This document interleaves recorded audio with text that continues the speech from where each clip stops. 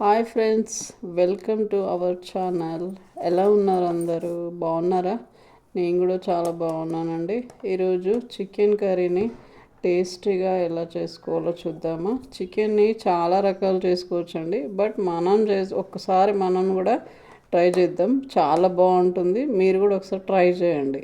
ముందుగా ఒక half KG చికెన్ని తీసుకున్నానండి.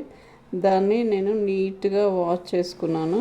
తర్వాత ఈ చికెన్లో కారం, ఉప్పు, పసుపు, ధనియాల పొడి, గరం మసాలా, అల్లం వెల్లుల్లి పేస్ట్, పెరుగు, లెమన్ జ్యూస్, కొద్దిగా ఆయిల్ వేసి మొత్తం వీటన్నిటిని చికెన్కి పట్టించానండి నీట్గా. తర్వాత ఒక 15 మినిట్స్ ఫ్రిడ్జ్లో పెట్టుకున్నానండి. 15 మినిట్స్ తర్వాత చికెన్ని బయటకు తీసి వండుకోవడమేనండి. అంతే సింపుల్ అండి. పెద్ద పని ఏమి ఉండదు, బట్ మనం చాలా టేస్టీగా ఈరోజు చికెన్ కర్రీని చేద్దామండి. తర్వాత ముందుగా స్టవ్ని వెలిగించి ఒక ప్యాన్ పెట్టుకోవాలి.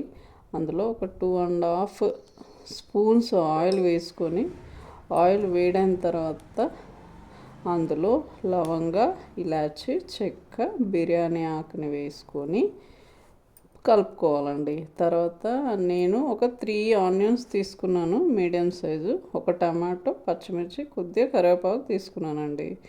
వాటన్నిటిని కట్ చేసుకున్నాను. తర్వాత అందులో ఆనియన్ వేసుకొని కొంచెం వేడయ్యే వరకు కలుపుకోవాలండి.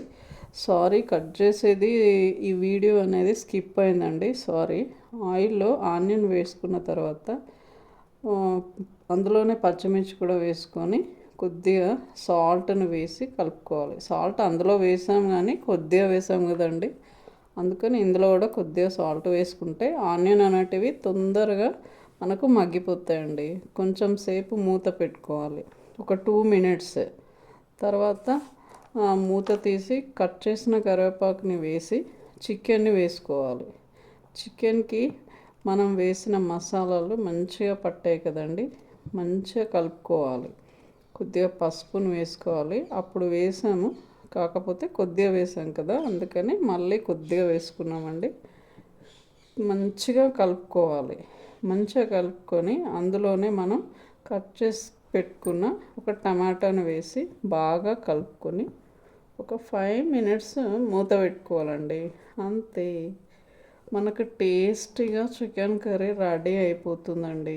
ఫైనల్గా మనం ఏం చేయాలి, కొత్తిమీరని పైనుంచి వేసుకోవాలి. అంతేనండి, మన కర్రీ రెడీ అయింది. చాలా బాగుంటుంది. మీరు కూడా ట్రై చేయండి, టేస్టీగా ఉంటుంది. ప్లీజ్ ప్లీజ్ అండి, మన ఛానల్ని సబ్స్క్రైబ్ చేసుకోండి.